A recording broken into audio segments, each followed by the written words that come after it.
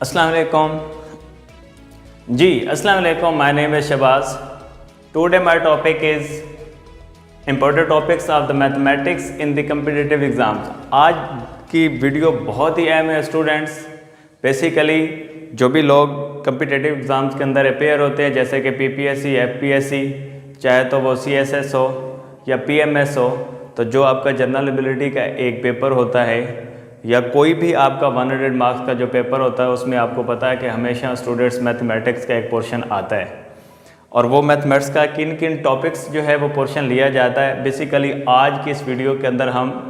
ये जो है पढ़ने वाले हैं कि किस किस टॉपिक से पेपर जो है वो आता है, और साथ ही हम ये देखेंगे कि अगर ये टॉपिक्स हम क्लियर कर लेते हैं, कवर कर लेते हैं, प्रिपेयर कर लेते हैं, तो कितना परसेंट जो है हमारा ये एग्ज़ाम इजीली जो मैथमेटिक्स का पोर्शन आता है उसको हम हैंडल कर सकते हैं।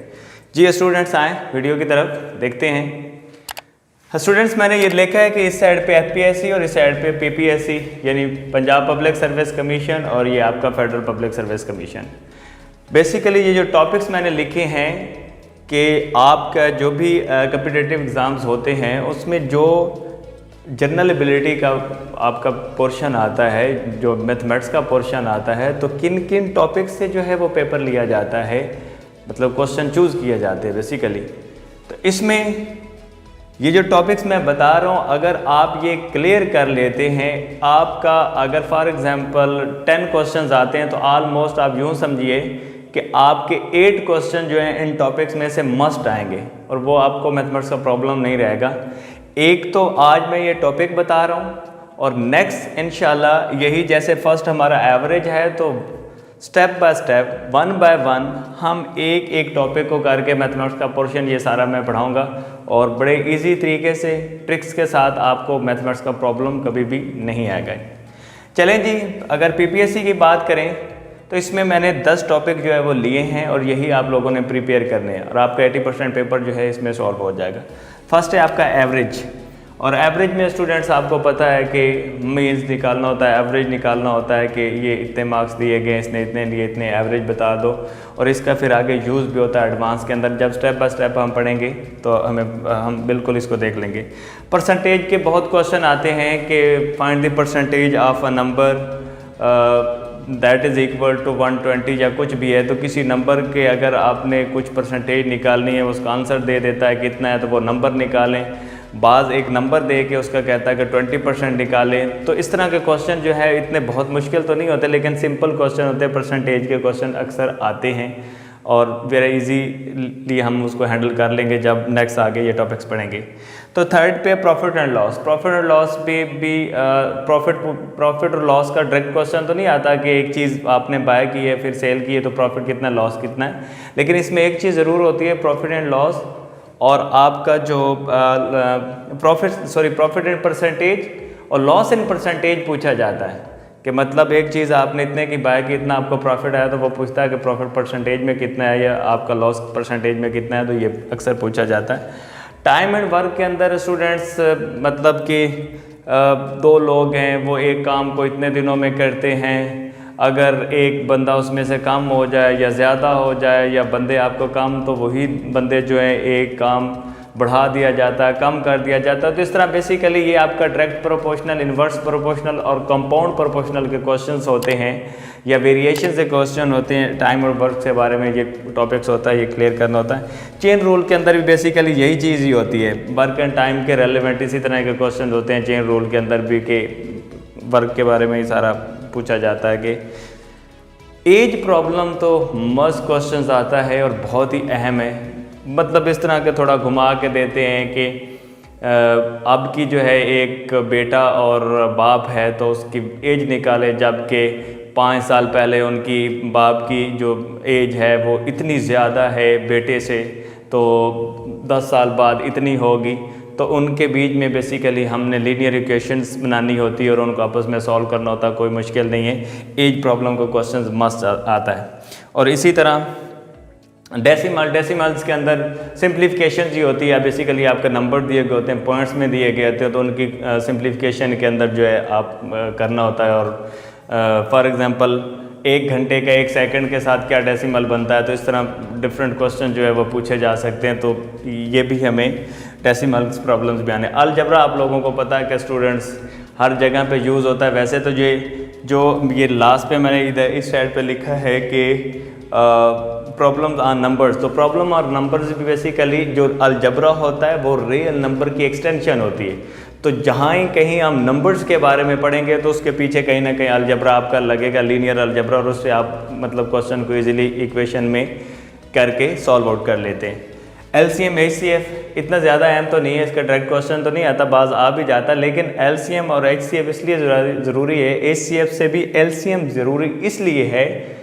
कि बहुत सारी जगहों पे ऐसा होता है स्टूडेंट्स कि जो हमारा LCM है, अगर इसका कॉन्सेप्ट आता है तो हम कोई भी फ्रैक्शन दी गई है या कोई बड़ा क्वेश्चन हमें दिया गया, एक्सप्रेशन दिया गया, तो LCM की मदद से हम उसकी सिंप्लीफिकेशन कर सकते हैं। फ्रैक्शंस को ऐड अप करना हो, फ्रैक्शंस की जो है वो सब्ट्रैक्ट करना हो,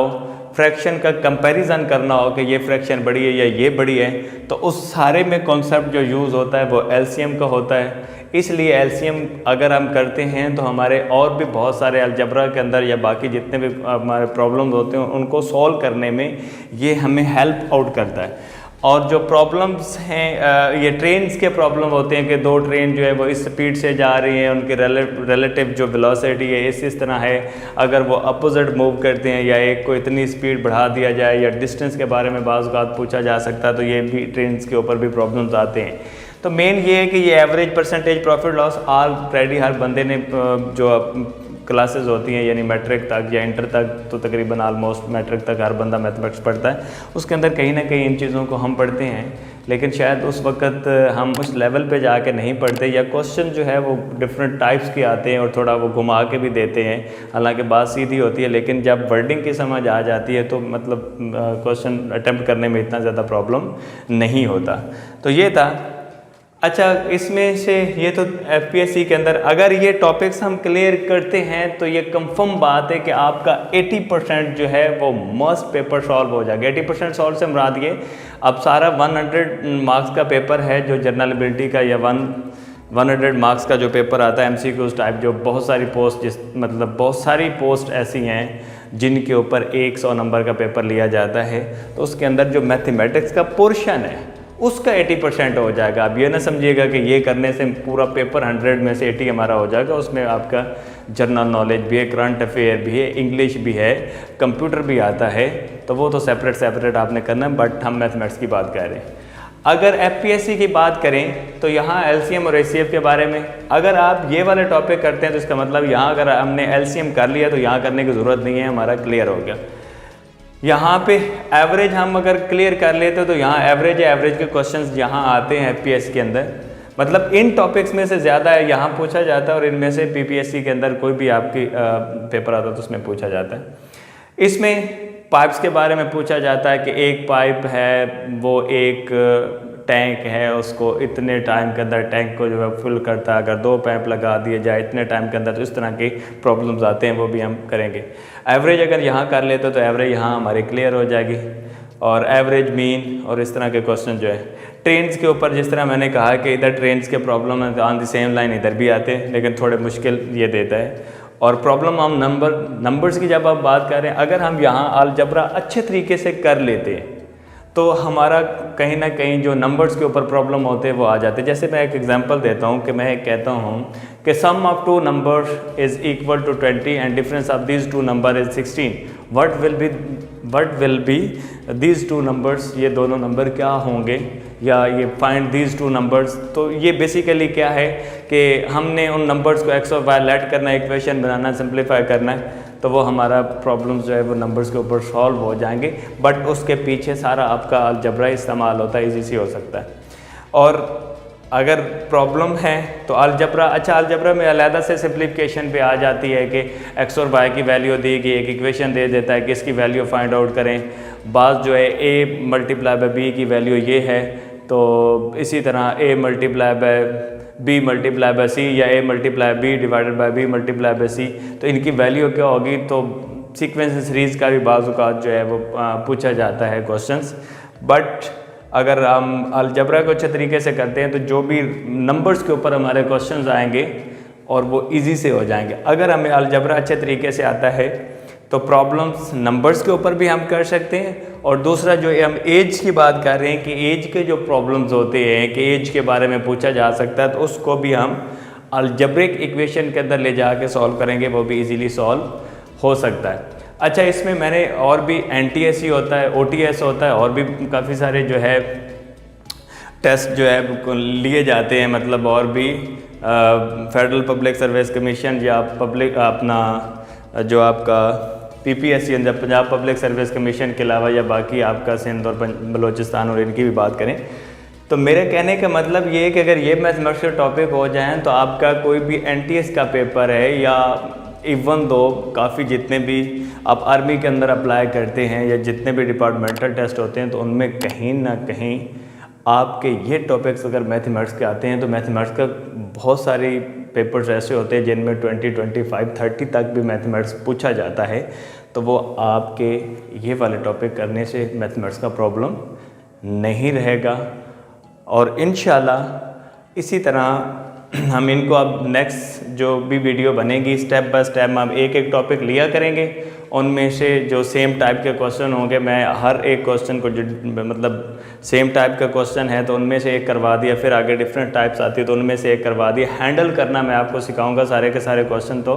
बहुत सारे क्वेश्चन बन सकते हैं, वो नहीं सिखाऊंगा। आई होप सो कि इस लेक्चर से आपको फ़ायदा हुआ होगा कि मैंने आपको पूरी इन्फॉर्मेशन दी है, और इसको आप शेयर भी करें। और आगे जब हम इस सीरीज़ को पूरा पढ़ाएंगे तो आप हमारे साथ कनेक्टेड रहें, ताकि आपको पूरा का पूरा जो मैथमेटिक्स का पोर्शन इसका प्रॉब्लम कभी भी ना रहे। जी, थैंक यू सो मच इस वीडियो को देखने का। अगर आपको अच्छी लगी है तो आप अपने दोस्तों के साथ जो है शेयर भी कर लें, लाइक भी कर लें, और चैनल को भी सब्सक्राइब कर लें अगर आप चैनल पे नए हैं। मिलते हैं एक नई वीडियो के साथ, तब तक अपना ख्याल रखिए। अल्लाह हाफिज़।